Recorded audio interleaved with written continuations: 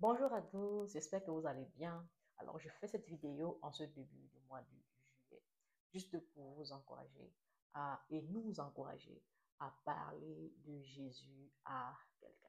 Alors, je sais que c'est l'été, il fait chaud, il y a beaucoup de choses qui se passent. Mais vraiment, je pense que c'est aussi le moment pour nous de prendre le temps de regarder celui qui est à côté de nous. Ça peut être un frère, ça peut être un collègue, ça peut être un ami, ça peut être quelqu'un une connaissance que tu vas rencontrer euh, comme ça dans la rue, ou bien quelqu'un que tu ne connais même pas.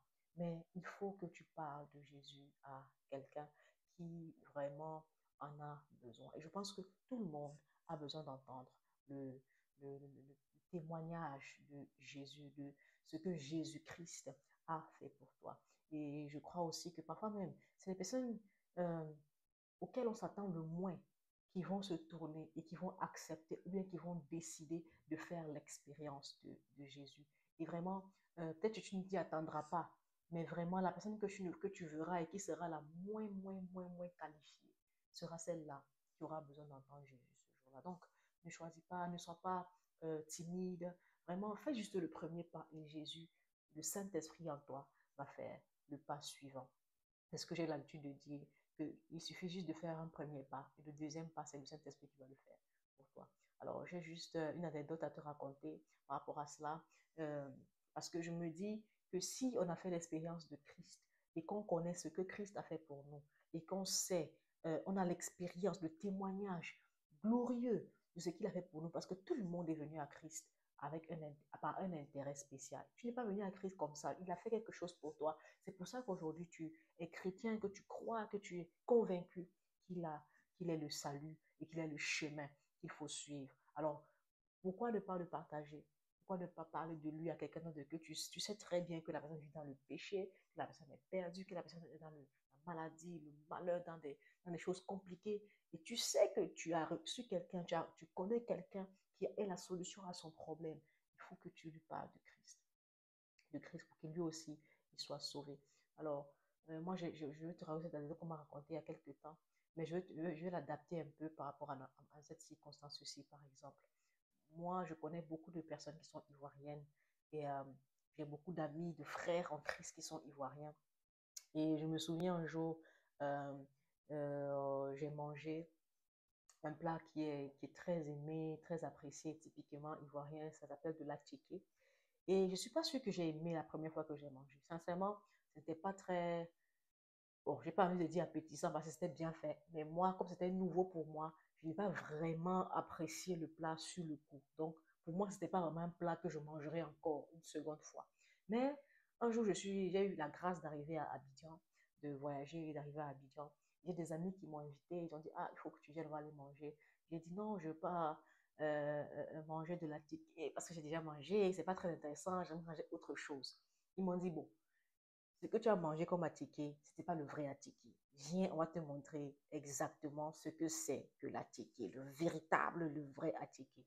Et bon, comme moi je suis très curieux, j'ai dit, ok, allons-y, je vais tester, je vais voir. Encore une seconde fois, si vous arrivez à me convaincre que l'attiqué, c'est une merde qu'il faut que je mange.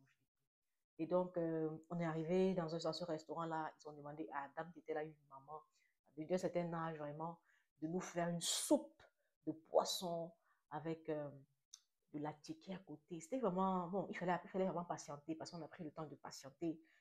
Vraiment, une demi, comme presque une heure, je ne sais pas, hein, je me souviens, ça fait quand même longtemps. Et donc, on a patienté. Et la maman, vraiment, comme je disais, elle est assez âgée, il était près de 20h30, elle a apporté le plat, elle l'a mis sur la table, elle a installé tout. Et le poisson d'abord était colossal, c'est-à-dire, on était peut-être 2, 3, 4 personnes. Non, 3 personnes, 3 ou 4 personnes, oui. Et le poisson, c'était un poisson entier, mais vraiment, c'était comme un capitaine, quoi. Sincèrement, c'était un grand poisson.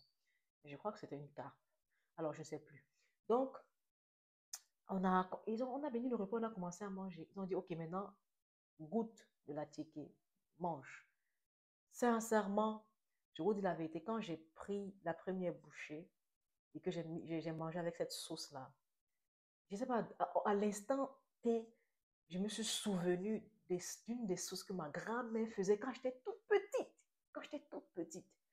Et vraiment, c'était excellent, c'était très bon. J'ai dit, si cette maman arrive à me donner des souvenirs de ma grand-mère elle me faisait la sauce au village en vacances. Waouh! Et c'est depuis ce jour-là que j'ai aimé la tiki. Sincèrement, je pense que j'aime la tiki. Je sais pas, à un certain niveau quand même. Je suis pas quelqu'un qui est très fan de certains trucs, mais sincèrement, j'ai aimé instantanément la tiki depuis ce jour-là. Et tu vois, regarde ce qui s'est passé avec ses amis. Je leur ai dit, j'ai déjà fait l'expérience de la tiki, tu vois, et c'est pas très bon. Je suis pas sûre que je vais aimer une seconde fois. Mais ils m'ont dit, viens, on va t'expliquer. Viens, on va te montrer. Viens, on va te donner un autre goût, une autre expérience de ce que c'est que la tiki pour que tu puisses l'expérimenter. C'est la même chose avec Jésus. Il y en a qui pensent qu'ils connaissent Jésus. Il y en a qui pensent qu'ils ont déjà expérimenté Jésus. Parfois, ils ont été déçus par soit l'église ou par les frères. Mais ce n'est pas Jésus qui les a déçus. En fait, ils ont une expérience de Jésus qui n'est pas le véritable Jésus. Mais quand ça, tu vas leur expliquer qui est véritablement Jésus, comment est Jésus et ce que Jésus fait dans les vies, et qu'ils vont rencontrer ce Jésus face à face, leur vie va complètement changer. Complètement changer. Mais il faut que tu leur dises qui est le véritable Jésus, tu vois. Parce que l'expérience qu'ils ont eue de ce fameux Jésus qu'ils ont n'est pas le véritable Jésus. Maintenant, le Jésus que toi et moi on connaît, le Jésus qui sauve des vies, le Jésus qui guérit les malades, le Jésus qui ouvre les yeux des aveugles, le Jésus qui libère les captifs, le Jésus qui ressuscite les morts. Ils ne connaissent pas ce Jésus-là. Donc, si toi, tu leur donnes l'occasion de rencontrer le véritable Jésus, ce Jésus qui fait des miracles, ce Jésus qui transforme des vies, qui amène à la vie éternelle, je pense qu'ils vont faire comme moi, ils vont dire non.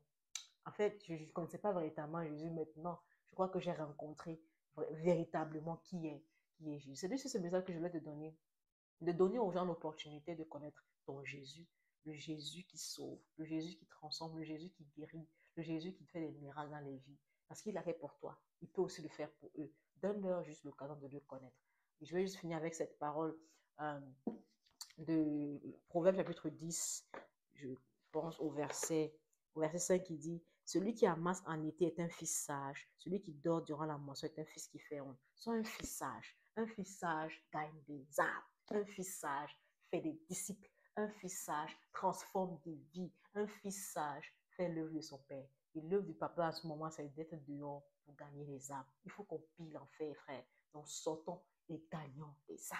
Sois béni. Alors, pour finir, je te dis que bientôt, j'aurai un nouveau programme sur cette chaîne. Et TikTok aussi, la saison 2 arrive.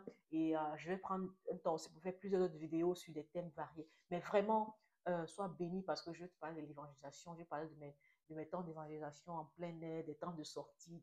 Et les témoignages, c'est extraordinaire ce que Jésus fait quand tu fais le premier pas. Quand tu fais le premier pas. Alors que Dieu te bénisse. Et comme je t'ai dit, c'est l'été. Il est temps d'être sage. Sortons et faisons des disciples. Sois béni. Bye.